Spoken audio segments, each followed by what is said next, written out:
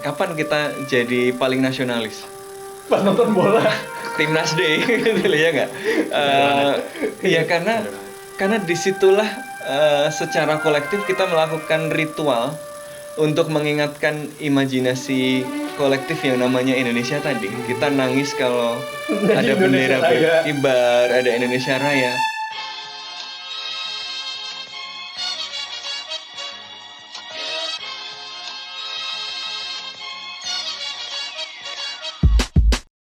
Selamat datang kembali di podcast Bebas Aktif season ketiga, episode ke-34 sepertinya. Ada gue, Raffi, ada Mas Sufwan juga. Dan kali ini, untuk pertama kalinya semenjak 5 tahun 5 tahun lalu, sebelum pandemi BC, before COVID. Kita kedatangan Benedictus Januar. Halo. Mungkin Thank you. early listener-nya podcast Bebas Aktif udah pernah mendengar suara beliau ya.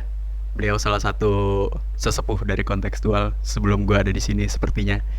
Dan beliau sudah kembali lagi. Apa kabar KBB? Sehat, gitu kan. Baik. Kenapa Jadi Anda kembali untuk pergi?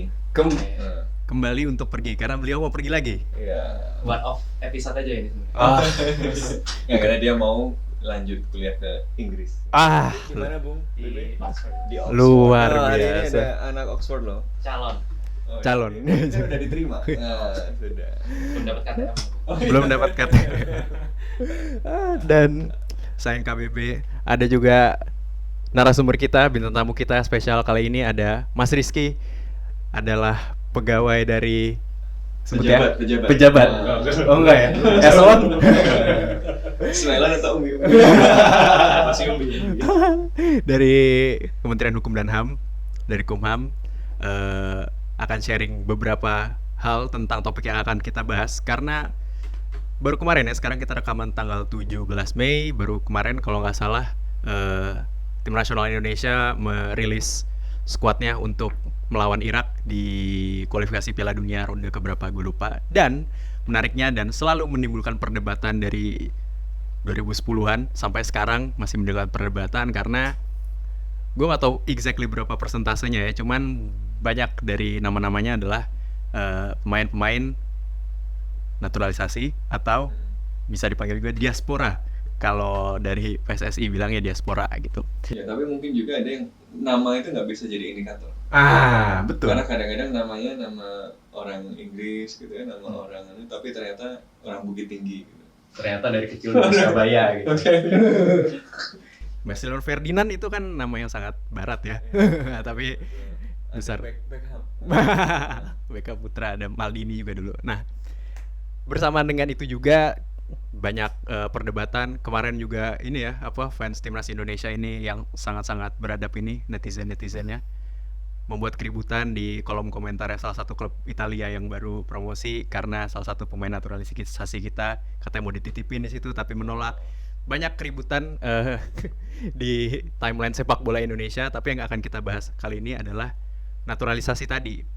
Banyak perdebatannya dan kita coba luruskan di sini karena ada expert dari segi regulasinya juga ya di sini.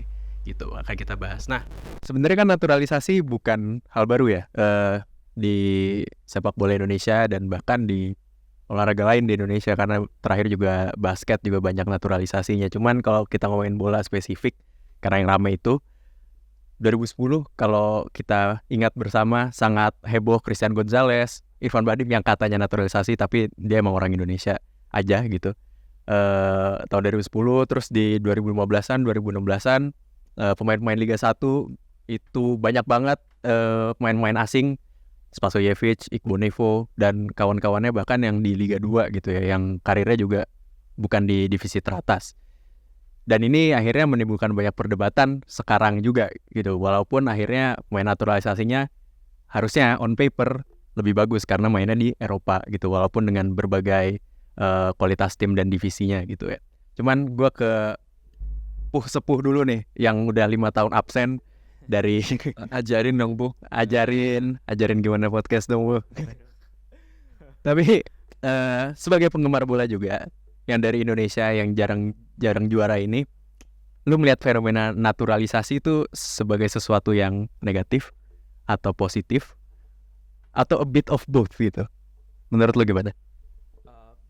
Mungkin pertama-tama gue mikirnya naturalisasi itu hal yang sah-sah saja, tidak melanggar hukum, memang ada ketentuannya, ya kan? Terus kalau di sepak bola sendiri sih naturalisasi bukan hal baru kayak yang lo tadi bilang, tapi secara dari sisi olahraganya mungkin policy approach-nya agak beda tuh.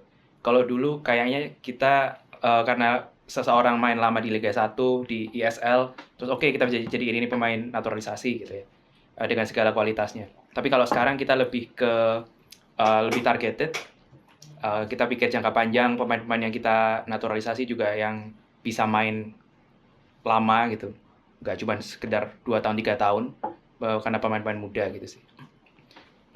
Sebenarnya sah-sah aja, oke-oke aja, hasilnya juga bagus. Tapi yang pasti janganlah ini menjadi satu kebijakan tunggal, seolah-olah hanya ini aja, ini kayak seolah-olah obat panas saya dari segala masalah sepak bola Indonesia gitu. Harusnya ada policy lain yang pasti long term. Kalau ini kan short term gitu ya, kira-kira ya. Mungkin dari pembinaan pemain dan sebagainya macamnya. Walaupun yang dinaturalisasi muda-muda juga kan. Jadi iya. Jadi long term. Not so long term sih. Kalau di sepak bola itu satu generasi doang gitu. Kita kan maunya mimpinya katanya 2045 ya. Oh iya. Indonesia. Angka keramat ya. Angka keramat. 45. Ya. Ya tapi Karena 4 dan 5 ditambah jadi 9. Kenapa Mas kalau 9? Enggak, Ya, katanya nggak apa-apa. ada yang suka angka 9 aja.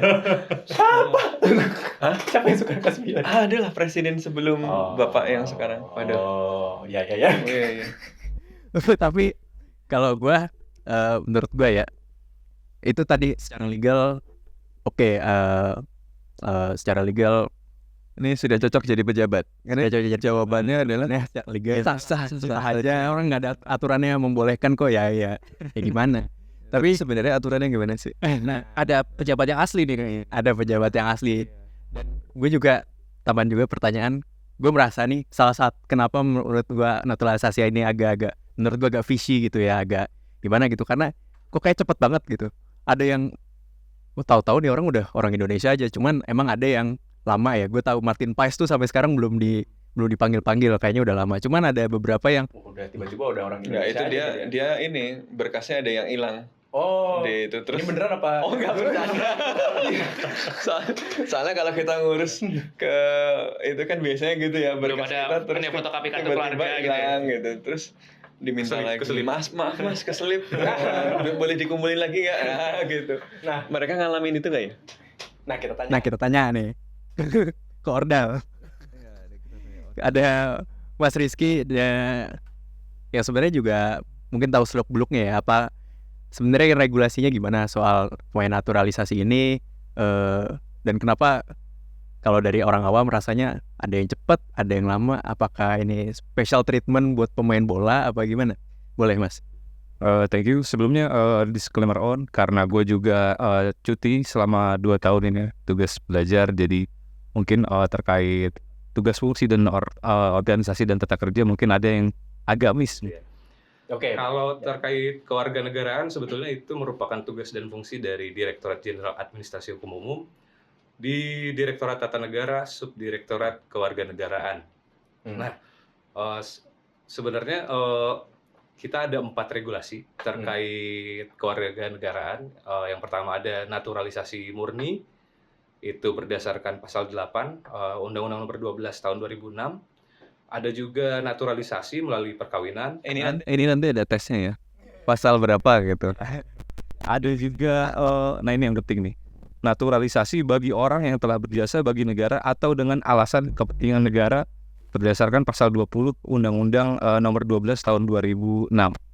Yang terakhir terkait naturalisasi bagi anak berkewarganegaraan ganda yang belum mendaftar atau anak mendaftar tapi belum memilih kewarganegaraan. Nah, untuk nomor 4 ini khususnya bagi yang 18 tahun itu, jadi di kita ketika sudah berusia 18 tahun, maka dia wajib untuk Memilih. mendaftarkan. Dia memilih. Dia harus Kayak milih Irfan mau Bahdim jadi ini. orang mana gitu. Betul. Ini Irfan Bahdim kayak gitu.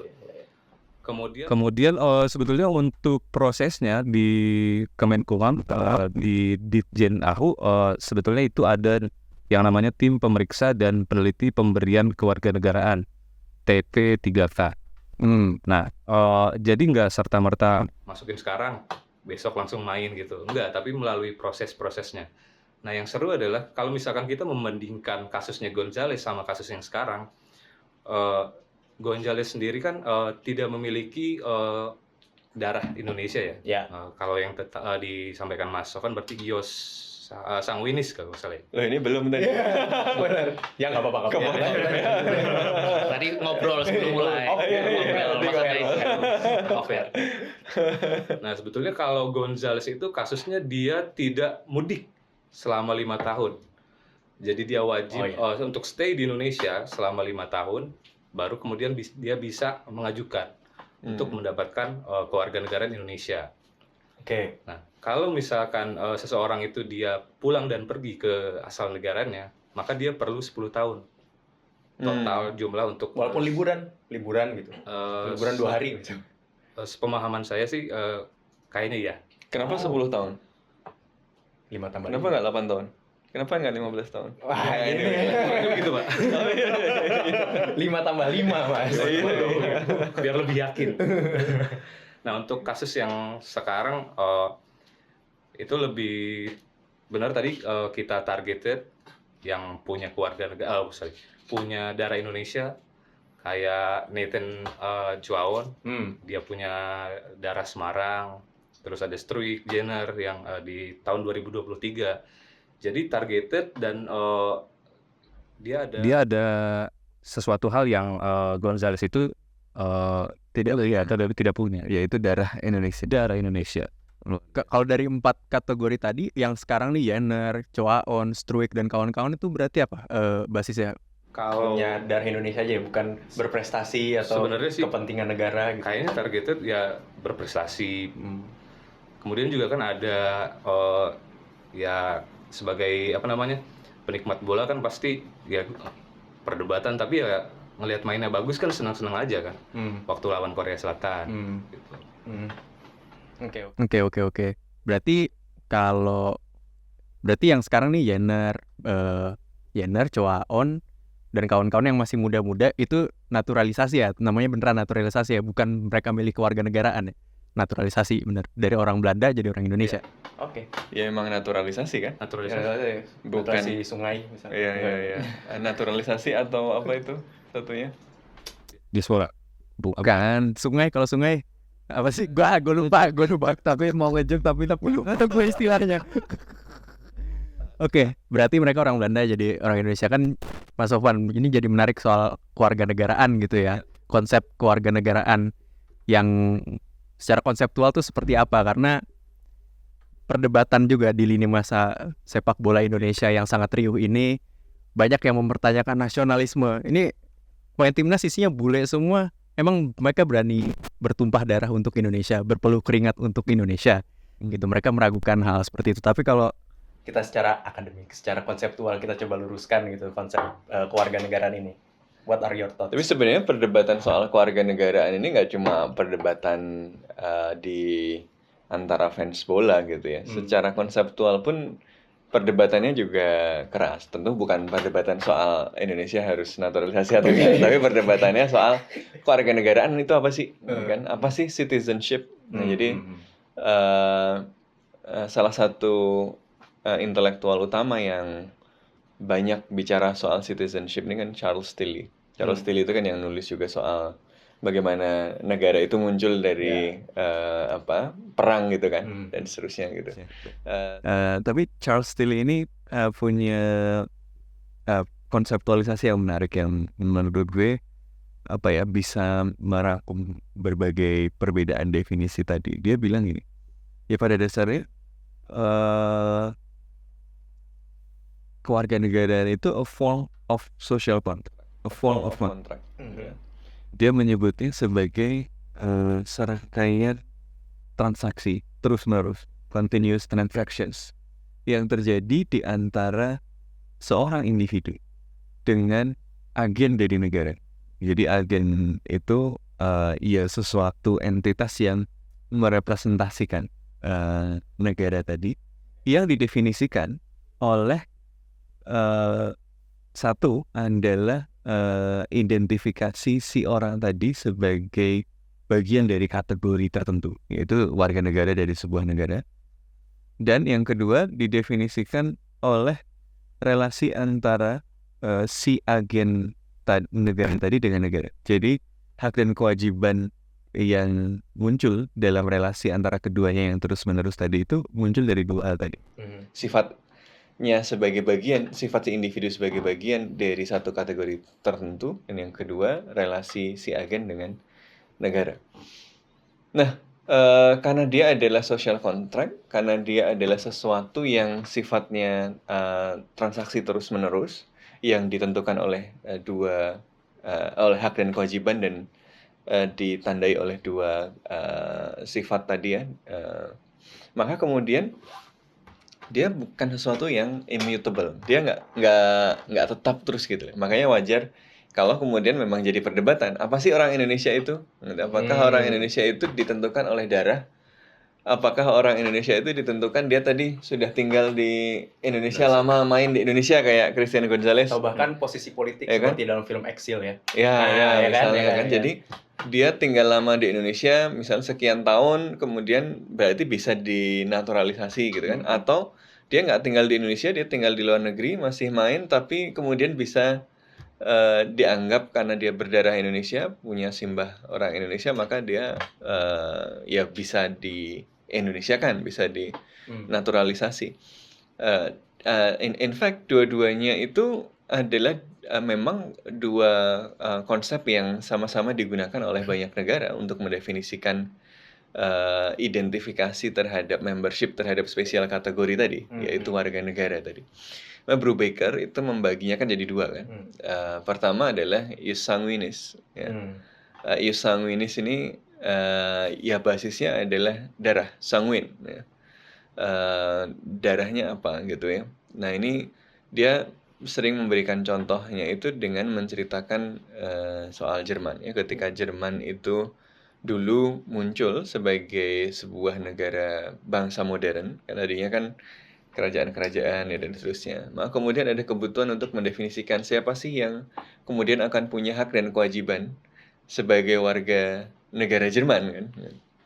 Maka kemudian ini kan sesuatu yang berbeda sebenarnya daripada konsepsi kerajaan kan. Kalau kerajaan itu kan hak dan kewajibannya muncul dari si bangsawan dan warganya kan, yang punya tanah sama yang tinggal di tanah itu kan gitu. Jadi loyaltinya itu bisa lebih kompleks. Nah, dengan munculnya sistem negara bangsa, kan loyaltinya jadi tunggal, dimonopoli oleh negara. Pada saat yang bersamaan, negara kemudian memberikan keistimewaan. Kalau yang lain, orang lain dibunuh, bukan tanggung jawab gue. Tapi kalau warga gue dibunuh, itu tanggung jawab gue. Gitu. Kalau warga negara lain itu mengalami penderitaan, gitu ya itu bukan urusan gue, kan urusan negaranya sendiri, gitu kan. Maksudnya konseptually dulu seperti dia memberikan batas istimewa dia punya hak dan kewajiban tertentu yang berkaitan dengan si negara tadi. Nah, karena dia kemudian punya konsekuensi hak dan kewajiban dari negara tadi, maka negara kan perlu memberikan kategori. Nah, Jerman dulu kemudian mendefinisikannya sebagai tadi dia punya darah Jerman yang terbukti. Indikatornya apa? Bahasa ya dan keturunan ya, etnisitas itu. Ya. Maka ini kemudian disebut sebagai ius sanguinis kan. By blood ya, karena darah gitu. Ya karena bahasa itu kan dipelajari dari lahir, kemudian ya etnisitas kan ya seringkali muncul dari situ. Sementara kontrasnya adalah Prancis. Ya Prancis itu sering disebut lebih inklusif gitu ya, karena dia bisa kemudian menjadikan siapapun untuk menjadi warga negaranya selama dia telah membaurkan diri, memasukkan diri, planted his feet long enough di French cultural soil, cultural soil. Jadi di lahan budayanya Prancis. Nah ini yang kemudian sering kita sebut sebagai ius solis. Dia tinggal di mana dan dia ya tadi sudah tertanam belum sih di si negara itu gitu ya. Nah ini kalau kita lihat dalam kasus tadi kan menarik ya, karena tadinya approach-nya adalah ya Gonzales main dulu di sini, Ya, ini sudah menanamkan dirinya dalam Indonesian cultural soil, ya, sudah cultural soil dan NR Hearts. ya ini sudah kayak orang Indonesia kalau Iya. ribut di lapangan gitu misalnya kan, nah itu sudah masuk dalam Indonesian cultural soil gitu. Berarti sudah naturalisasi. Tapi kalau yang ini dia tinggalnya di tempat lain, tapi dia kemudian by Sangwin gitu ya. Nah itu ini bisa dinaturalisasi nih gitu. Nah, jadi ini dua jalur yang sebenarnya konseptually sama-sama digunakan. Nah karena itu pertama ini adalah bukan sesuatu yang immutable. Dia bukan sesuatu yang tidak bisa diubah dan memang kemudian akan sangat tergantung pada ya keputusan politik dari agent yang bisa mengklaim otoritas negara. Inisialnya apa agentnya kalau di Indonesia ini? Extraterrestrial. Oh. Ya Ya agent yang kemudian bisa mewakili atas nama negara. Iya. Karena Ya. kemudian tadi kalau kita lihat di aturan yang tadi disampaikan Mas Rizky kan ada misalnya pasal-pasal yang mengatakan bahwa sesuai kepentingan negara. Tapi kepentingan negara itu apa?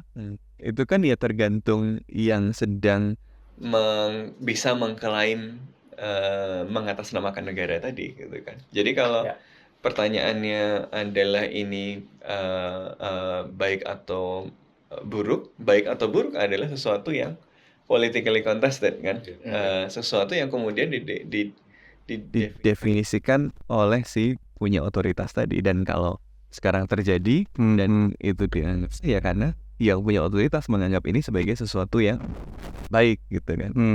Nah makanya kemudian perdebatannya adalah apakah ini adalah sesuatu yang baik. Setuju sama Bung BB tadi bahwa oke, ini adalah sesuatu yang bisa memberikan kita stimulan, ya, stimulus awal gitu ya.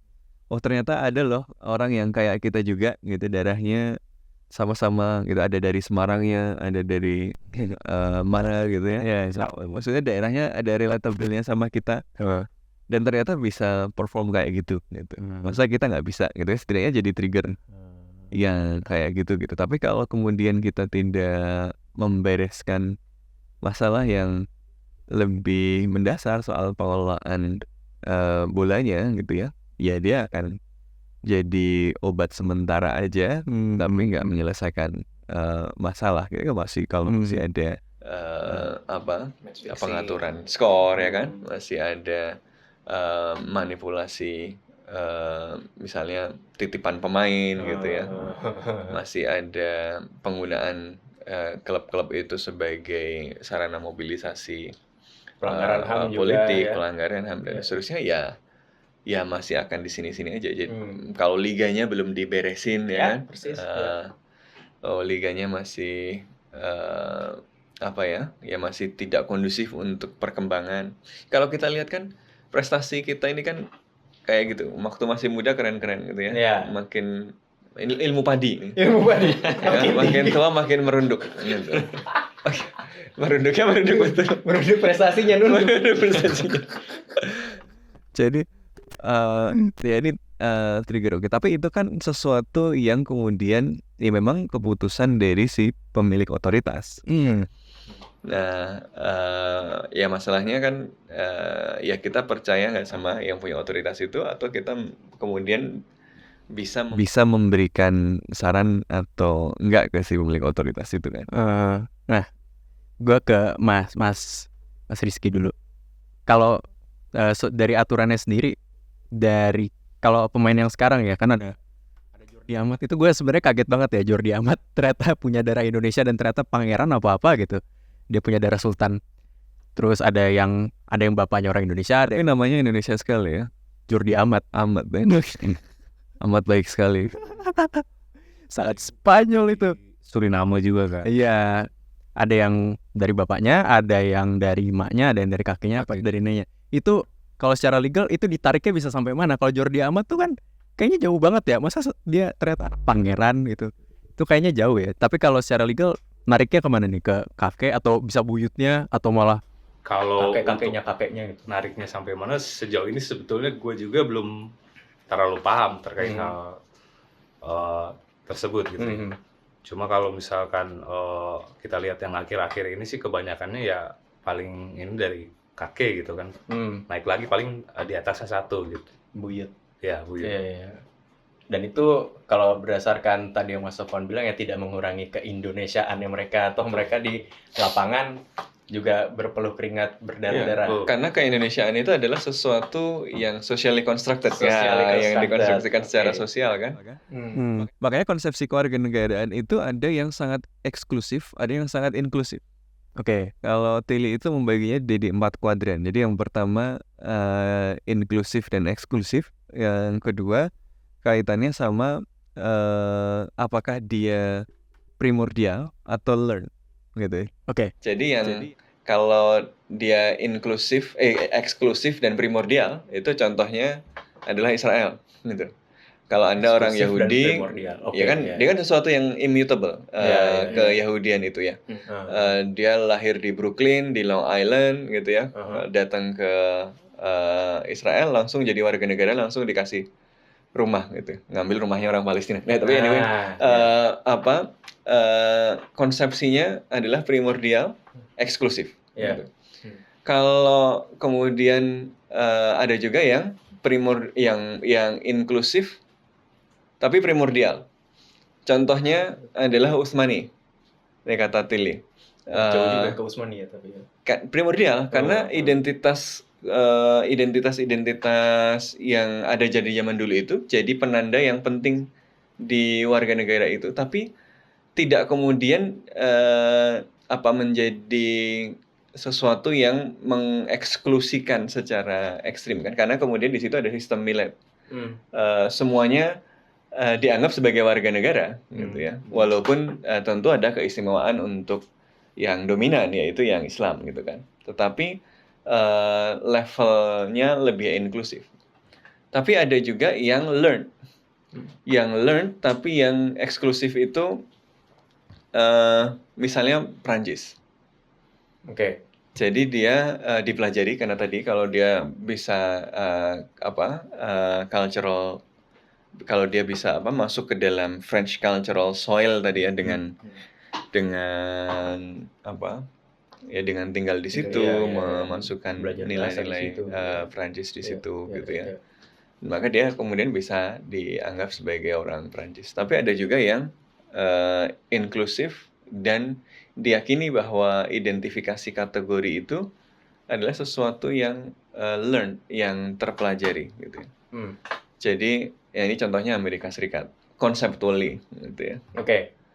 Nah, jadi sebenarnya spektrumnya itu besar gitu. Maka kalau tadi ditanya sebenarnya batas keindonesiaan apa sih? Ditariknya dari kakek, dari nenek, dari apa? Bahkan nggak perlu kakek, nenek dan macam-macam pun, kalau kita kemudian punya definisi kewarganegaraan dan keindonesiaan yang luas pun bisa masuk gitu loh. Jadi lagi-lagi ini adalah spektrum yang bisa ditarik ke arah inklusif dan eksklusif sesuai dengan kepentingan politik, keputusan politik dari yang memiliki wewenang atas nama negara. Nah, kalau ada yang sedang berkepentingan bahwa kita punya prestasi, karena prestasi akan bikin populer, lalu saya bisa jadi calon presiden, itu kan keputusan yang baik. Tapi apapun alasannya, saya menikmati permainan timnas ya kan. Oke. Nah, gue ke KBB masih soal keindonesiaan, kewarganegaraan, citizenship in terms of sports, terutama sekarang gitu ya. Menurut lu, oke tadi lu bilang ini cukup untuk menjadi stimulus, tapi in long term apakah kita harus masih mengadopsi kebijakan yang seperti ini lagi gitu, mendefinisikan stakeholdernya mendefinisikan keindonesiaan itu dengan sangat luas. Ya, agent of state tadi ya. Agent of state tadi mendefinisikannya secara luas dan secara aktif mencari pemain, mencari pemain kemana-mana, mau sampai kapan gitu maksud gue. Menurut lu ya kebijakan ini extend-nya sampai kapan? Harus sampai titik mana ini akan berhenti? kita harus selamanya aja mendefinisikan keindonesiaan dalam in terms of sport ini secara luas, karena kita masih negara yang tidak terlalu berkembang di olahraga tersebut, ya sampai kapan aja kita akan nyari-nyari orang gitu. Oke, kayak kapan sunset policy-nya itu kali ya. Wah, apa itu sunset Iya. policy? Maksudnya kapan ini harus Harus ditenggelamkan. Sunset matahari tenggelam gitu. Iya kan, kapan sunsetnya. Kalau gue sih, kalau dari sebagai sekedar penggemar bola gitu ya. Kalau gue mikir sebenarnya sebagai penggemar bola, gue akan ngelihat semakin banyak pool yang kita punya, talent pool yang kita punya Semakin bagus. Nah, Jadi lanjut terus. ada dua nih sebenarnya talent pool kita tuh yang jalan sekarang ini cuma satu, yaitu lewat kita nyari pemain di luar gitu ya, pemain di luar. Nah sebenarnya kalau kita lihat timnas Prancis itu memang benar bahwa pemain-pemainnya mungkin nggak yang apa namanya, nggak yang orang tuanya bukan dari Prancis itu katakan, imigran yang sudah menjadi warga negara Prancis. Tapi itu adalah bukti kesuksesan dari sistem pembinaan usia dini di Prancis. Malah banyak pemain-pemain di timnas Afrika di Maroko dan sebagainya macamnya itu datang dari Prancis. Iya, Nah, pembinaan Prancis ya. Mereka malah ekspor. Kalau kita masih impor. Kita impor. Ya. Nah, tapi masalahnya lebih ke ini aja sih. Kalau aku sebagai penggemar bola, harusnya 2 jalur pool ini dibuka. Kita udah buka 1 nih sekarang. Kita lihat ngambil dari yang main di luar. Kita juga harus mikir yang di dalam. Akademinya gimana gitu. Sekarang yang punya training center di Indonesia aja berapa klub doang gitu. Bali United punya, berapa klub lain punya. Pokoknya Tapi tim, dari tim secara yang lolos championship series tuh kayaknya. Yang Iya. lolos, itu nggak semuanya juga itu. Jadi sebenarnya kalau gua sendiri buka aja 2 jalan ini. Kita nggak pernah tahu, semakin banyak yang warga negara Indonesia yang jago bola, makin banyak pilihan kita kayak di timnas Prancis sekarang. Bingung sekarang mereka pilih timnas masuk Euro gimana kan? Banyak pemain-pemain bagus yang kecoret gitu. Kalau gue sih gitu sih mikirnya. Iya. Tapi itu ya di squad yang sekarang pun Elkan Bagot pun nggak masuk ya. Nah. Jadi bagus. Berarti nanti STY bisa bersatu dengan Bung Toel. Ini Bung semua. Kalau Mas Rizky ngelihatnya gimana? Apakah kita harus lama-lamanya naturalisasi karena nanti mungkin kerjaannya jadi tambah banyak, atau jadi nggak usah lah, bikin banyak kerjaan aja? Kalau menurut gue sendiri sih, ya tetap harus dibuka naturalisasi itu. Karena kan itu kan salah satu hak kan, kewarganegaraan kan. Ya. Ada juga di beberapa kasusnya kan nggak hanya di olahraga kan. Ada juga mungkin karena dia Memang orang sangat cinta pada Sangat Indonesia cinta. gitu ya. Ya kenapa ya? Indonesia. Antara bisa digunanya. Tapi gue juga setuju juga, nggak hanya satu keran itu yang dibuka, tapi perlu juga diperbaiki dari dalam gitu kan. Ya, dan ada salah satu staff atau Ganesha Putra namanya, gue lupa jabatannya apa di Persija, dia bilang talent pool timnas Indonesia atau Indonesia, orang Indonesia yang main bola itu sangat sedikit untuk ukuran negara yang jumlah penduduknya segitu. Jadi kita, kalau kata Zen RS bilangnya, kita itu bukan negara bola tapi negara penonton bola, karena yang nonton bola banyak tapi yang main bola nggak sebanyak itu. Dan mungkin ya karena masalah tadi belum terjamin profesi pemain bola. Main bola sekarang kan sekaligus polisi, sekaligus TNI, PNS gitu. Jadi Emang mungkin ekosistemnya belum terbangun. Iya. Dan ini PR. Jadi jangka bukan panjang cuma sebenarnya. bukan cuma soal Pembinaan usia dini, bahkan bukan cuma soal liga, tapi the whole ecosystem. ecosystem yang Kalau nonton masih bisa dibunuh oleh gas air mata, nah, itu ya gimana? Ya makanya nonton bola di Indonesia mungkin seberbahaya, dari bisa ketimpuk batu sampai kena gas air mata, itu seberbahaya itu sebenarnya nonton bola di Indonesia. Oke. Tadi pertanyaan yang sebenarnya gue penasaran, agak receh tapi penasaran, karena kemarin timnya Martin Paes yang di Amerika. Tapi receh itu memang bikin penasaran. Oke. Oke. Maksudnya apa, Mas? Maksudnya apa? Oh, BTW tadi lawannya naturalisasi itu normalisasi sungai ya? Gue baru ingat. FC Dallas, timnya Martin Paes, itu bikin konten, bikin wawancara gitu ya dengan Martin Paes itu tentang kecintaannya sama Indonesia. Shane Patinama kalau nggak salah, atau Justin Hubner atau siapa gitu, itu sampai, wah saya membela Indonesia karena nenek saya sebelum meninggal bilang kalau kamu harus main di timnas Indonesia gitu. Wasiat. Wasiat. Iya, gue jadi penasaran. Sebenarnya ya yang sekarang beredar di timeline gue adalah apa sih penyesalan terbesar kalian lahir sebagai WNI gitu. Orang Indonesia itu kayaknya lagi males banget jadi WNI, sementara orang-orang luar ini kok ngebet banget jadi warga Indonesia. What's the benefit of being Indonesian gitu. Jadi ya gue nanya ke kalian, Floris, kalian terserah mau siapa yang menjawab kalau punya pendapat. Kenapa orang-orang ini yang udah nyaman, relatively menurut gue lebih nyaman tinggal di Eropa gitu dengan benefit-benefit BPJS, dengan benefit-benefit lain yang nggak ada di Indonesia, mau jadi warga negara Indonesia hanya untuk membela timnas Indonesia yang sebenarnya prestasinya nggak bagus-bagus amat.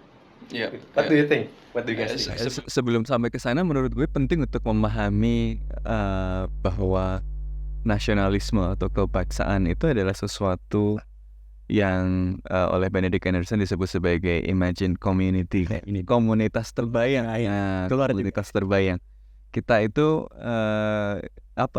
kemudian merasa menjadi satu bagian dari sebuah komunitas yang merasakan sama-sama sedih, sama-sama sakit, sama-sama bahagia, padahal kita nggak saling kenal, karena kita membayangkan diri sebagai bagian dari sesuatu yang lebih besar dari kita.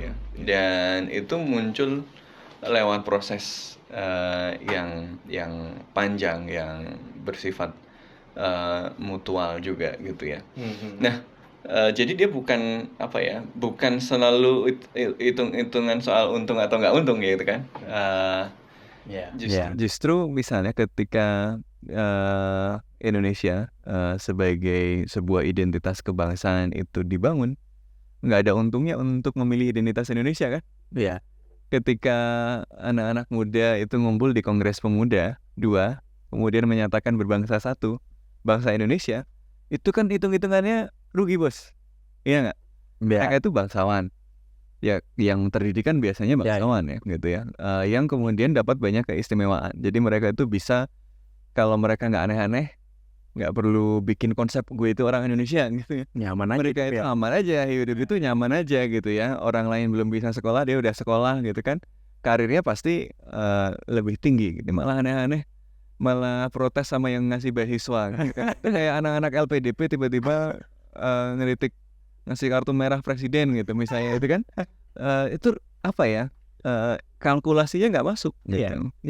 Tapi karena kemudian mereka membangun sebuah imajinasi kolektif tentang Indonesia, dan Indonesia itu kemudian merepresentasikan cita-cita, merepresentasikan masa depan yang lebih baik yang mereka bayangkan, itu mungkin itu ya jadi sesuatu yang kemudian mereka pilih gitu. Jadi ini tuh bukan cuma soal kalkulasi rasional, wah Indonesia masih miskin, kenapa sih mereka yang di negara kaya mau gitu ya. Tapi karena ya tadi, karena ada bayangan, ada harapan, ada sesuatu yang lahir dari perasaan yang sama, yang lahir di antara orang-orang yang berbeda-beda ini. Dan perasaan yang sama ini kan sesuatu yang muncul dari proses sosial. Karena itu naturalisasi itu nggak cuma soal si individu itu kemudian ditarik jadi warga negara, tapi ditariknya mereka sebagai warga negara dan kemudian mereka main bagus, itu juga bagian dari nation building yang lebih luas kepada warga negara yang lain kan gitu. Kapan kita jadi paling nasionalis? Pas nonton bola Timnas Day gitu ya nggak? Ya karena disitulah secara kolektif kita melakukan ritual untuk mengingatkan imajinasi kolektif yang namanya Indonesia tadi. Kita nangis kalau ada bendera berkibar, ada Indonesia Raya. Jadi kebangsaan itu harus ditopang dengan cerita, dengan legenda, dengan mitos, dengan ritual. Maka cerita-cerita soal nenek, wasiat nenek itu kita nggak tahu bener atau nggak. Tapi itu bagian dari ritual. Itu bagian dari cara kita membangun imajinasi kolektif tadi gitu ya. Jadi yang penting mungkin bukan soal beneran wasiatnya atau enggak, ada atau enggak, beneran dia keturunan pangeran atau enggak. That's secondary. Yang penting adalah imajinasi yang kemudian muncul dari situ, yang kemudian membuat kita punya perasaan yang sama tadi gitu. Maka kalau tentu saja dia tidak boleh ditopang dengan kebohongan-kebohongan aja gitu kan ya. Ada ritual dan ada mitos yang mengingat ini, tapi dia pada dasarnya adalah ekspresi yang lahir dari keinginan atau bayangan tentang masyarakat ideal yang dicita-citakan. Makanya kalau gue paling suka tuh Hatta gitu ya. Cuma ada satu tanah air, ya, tanah air itu tumbuh dari usahaku. Gitu ya. Jadi dia nggak ideal sekarang. Indonesia itu nggak ideal sekarang. Indonesia ada banyak masalah sekarang. Tapi justru karena itulah keindonesiaan kita itu tumbuh. Karena kita tahu bahwa ya kita akan mengusahakannya menjadi lebih baik gitu. Wah, itu bagus banget. Itu bagus banget itu. Ya, Ya pilih nomor sekian. gue sampai mikir. Iya juga.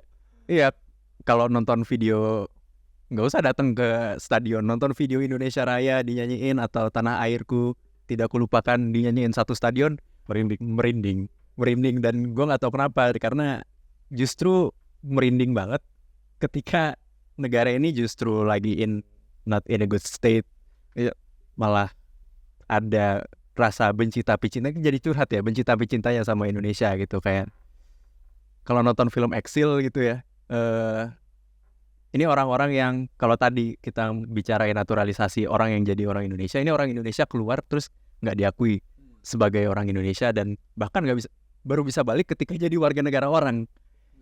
Tapi kalau dari film itu gue mendengar cerita-ceritanya dan bahkan ada yang disemayamkan dengan lagu itu, Indonesia Tanah Air Beta.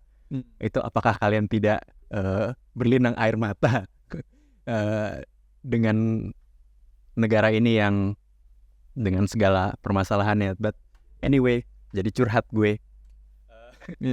Tapi tadi bagus dari Hatta, dan gue pengen tahu dari KBB atau Mas Rizky juga tentang pertanyaan gue tadi. Any thoughts on that?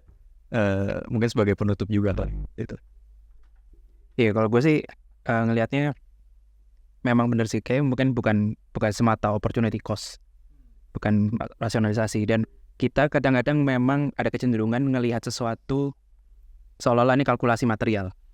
Iya, padahal dalam banyak hal itu, ini kan kita dari sudut ilmu sosial itu banyak hal yang nggak tersingkap ketika kita ngelihat cuma dari sisi material, tapi non materialnya itu.